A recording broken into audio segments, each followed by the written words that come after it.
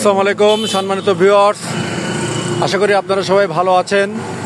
এখন মধু মাস চলছে, অর্থাৎ মিষ্টি ফলের সমারোহ আছে। যেখানে আমি এখন আসছি আনারসের বাজারে, আনারসের হাটে আসছি। এই আমার সামনে যে আনারসগুলো দেখতে পাচ্ছেন, অসংখ্য আনারস। এই আনারস ভাই আমার ভাই আনছে এবং এই আনারসগুলো খুলনা শহরে বিভিন্ন জায়গায় তার এই যে নিজস্ব ভ্যান আছে আর কি, এই ভ্যানে করে তিনি বিক্রি করে থাকেন।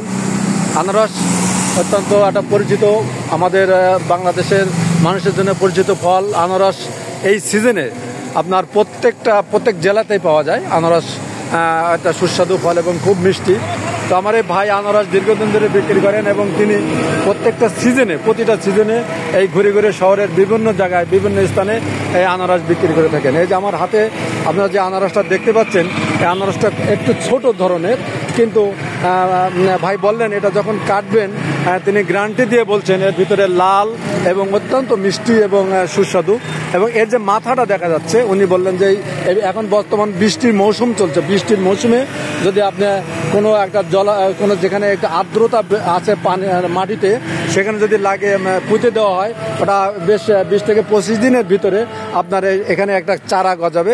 অর্থাৎ এই আনারসটা যখন আমাদের এই এলাকায় দক্ষিণ অঞ্চলে লাগানো হবে, তখন এই অত সুন্দর আনারস হবে না। আপনারা জানেন আনারস পাহাড়ি এলাকায় হয়, মধুপুর, ভাওয়ালের গড় এবং পাহাড়ের বান্দরবন, খাগড়াছড়ি, চট্টগ্রাম বিভাগে আনারস পাওয়া যায়। তো এই আনারসটা কোথা থেকে আনছেন এই আনারস যে বিক্রেতা ভাই আপনাদের বলছেন। আচ্ছা ভাই, আপনি আনারসগুলো কোথা থেকে নিয়ে আসছেন?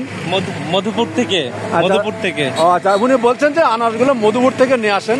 তখন আপনি কি এই আনারসগুলোকে প্রত্যেক সিজনে বিক্রি করেন নাকি শুধু আজকে বিক্রি করছেন আপনি? অ্যাকচুয়ালি আনারসগুলো এখন 12 মাসেই পাওয়া যায়।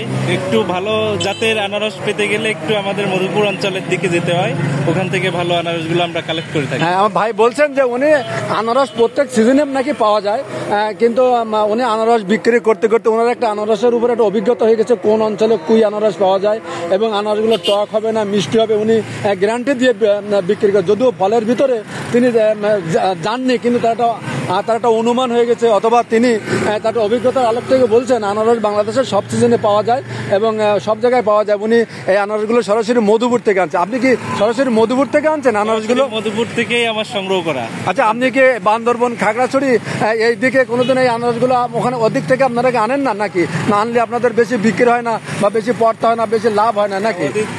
ওই দিক থেকে আনতে গেলে একটু আমাদের কষ্টটা বেশি পড়ে যায়। হ্যাঁ ভাই বলছেন যে হ্যাঁ আনারস ওদিকেও পাওয়া যায়, কিন্তু দূর থেকে আনতে গেলে ওদের কস্ট বেশি পড়ে যায়। অর্থাৎ এই আনারসগুলো এখন উনি বলছেন 3টা 100 টাকা, অর্থাৎ 1 পিস 33 টাকা মতো পড়ছে।